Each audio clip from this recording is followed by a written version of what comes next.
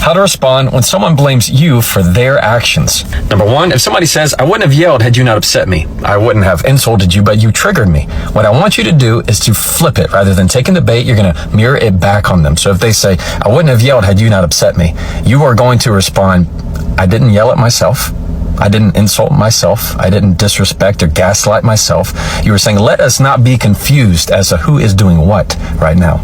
Number two, you're going to make it really clear as to what you're willing to discuss and what you're not willing to dismiss. For example, it's as easy as saying, I'm willing to discuss your feelings. I'm willing to discuss your trigger, but I'm not willing to dismiss your conduct. And number three, if you need to lay a boundary, a very quick way to do that is to say, I cannot own feelings that are not my own. It's a way of saying, I can't take blame for how you choose to react. So try that and follow me. What to say when you can't get a word in. Number one, instead of interrupting them with your thought or what you want to say, like, well, I was thinking that's not going to work. Instead, you need to interrupt them using their name. Say their name, not too low, not too high, just assertively, hey, Jefferson, there's nothing that sounds more attractive to them than the sound of their own name, and they'll stop to listen. Number two, once they've stopped, respond by using the word conversation and put emphasis on that word. For example, I need to weigh in on this conversation, or simply, I want to have a conversation with you. You're reminding them this isn't a lecture, it's not a monologue, this is where we get to talk together. And number three, if nothing you say or do is stopping them from talking, then make yourself busy. Start reading something, start writing something, doing something, collect your stuff to leave, and they'll realize they've lost their audience. And when they ask, what's happening? Respond with, I'm not sure I'm needed. They'll catch a drift, and it's your turn to talk. So try that and follow me. This phrase might just save a relationship. Sometimes in an argument, you just get lost. And you know that you're lost because both of you are physically present, but neither one of you know what to say. You know what I'm talking about. You're hurt by what they said, and they're hurt by what you said, and so you're just left sitting there in silence, looking off, not knowing what to say. But you've got to be the one to break that silence. You can't wait on them. See, right now it's just a pothole. It's not going to take that much time to fix it, but the longer you let that silence just fester, the longer and harder it's going to be to fill that hole back up. So break that silence by saying this: I can do better. It's not accepting fault. It's not placing blame. It's setting pride and ego aside and saying what is universally true, that you could have done better. And when you say it, you're going to be amazed at how quickly it fills that hole back up and puts you both on the right path. So try that and follow me for more tips. What to say when you said the wrong thing. Number one, acknowledge how it came across. Not to you, but to them. That means you're going to begin with, I can see. I can see how that came across confusing. I can see how that came across hurtful or critical. What you're doing is validating their perception before they'll ever begin to listen to you. Number two, follow it up with this exact phrase. That was not my intention. That wasn't my intention. People are much more forgiving when your intent was good and you said the wrong thing versus when your intent was bad.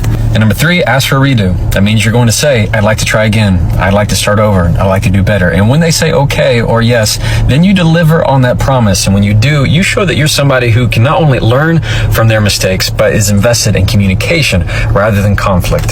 So try that and follow me. What to say when someone is yelling at you. Number one, instead of raising your voice and shouting something like, don't yell at me, you're going to calmly use the phrase, I don't respond to that volume. You're letting them know they've run into your boundary, telling them, I don't allow people to talk to me that way. Number two, say it at a volume that is below your normal conversational tone. So where I'm right here with you, just give it a little haircut. I don't respond to that volume. It makes you sound more controlled. It makes them sound less controlled. So to match you, it pulls their volume back down. And number three, the slower you speak, the more confident you will sound. One trick is to add pauses around the verb, in this case, respond. I don't respond to that volume. And the slower you speak, the more you take back control. So try that and follow me. How to talk to a narcissist. Number one, don't play the game. Anytime you're in a conversation with a narcissist, you're playing a game. It's either praise or provoke. If you're not feeding their ego and giving them praise, well, they will turn to provoke and start an argument with you to get you upset because they delight in your frustration just as much as they delight in your praise. But it's a rigged carnival game. It looks beatable, but it's not, so we don't play.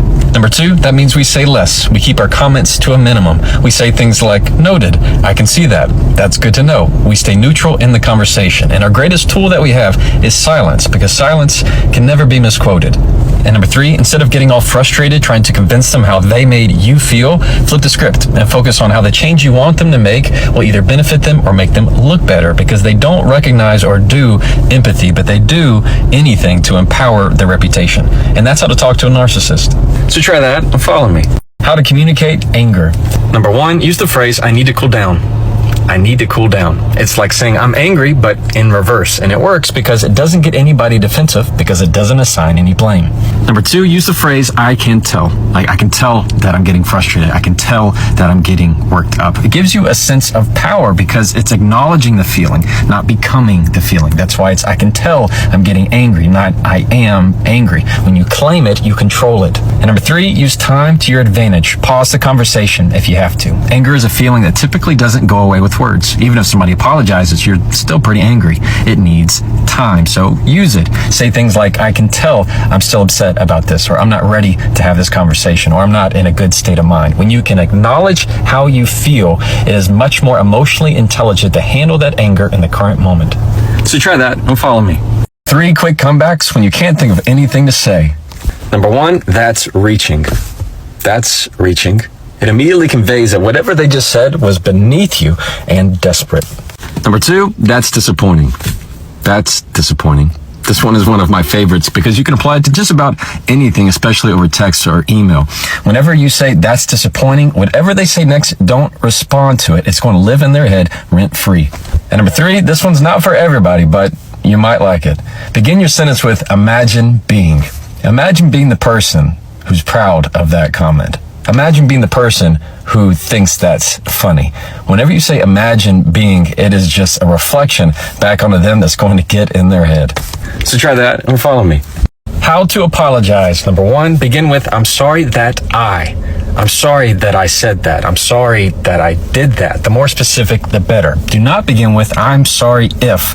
Like, I'm sorry if you were upset by that, as if you're not sure. Or worse, I'm sorry you. Like, I'm sorry you feel that way. Don't apologize for their feelings. Apologize for what you did. Number two, acknowledge that how they feel is an acceptable feeling.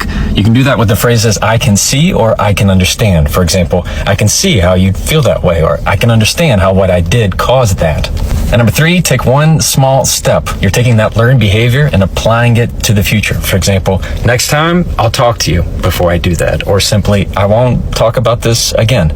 You're showing that the future is going to change. So try that and follow me. How to make your arguments stronger. My name is Jefferson Fisher. I'm a trial attorney and I teach people how to